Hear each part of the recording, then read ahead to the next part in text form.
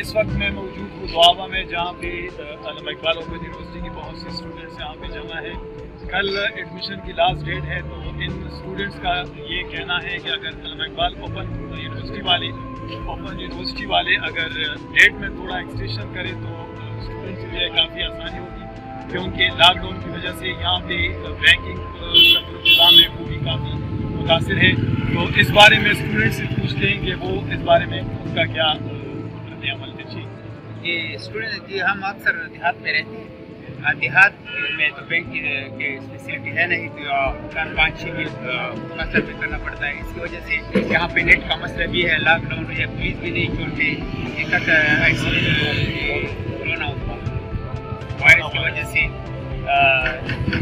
पूरा निज़ाम ब्लॉक है।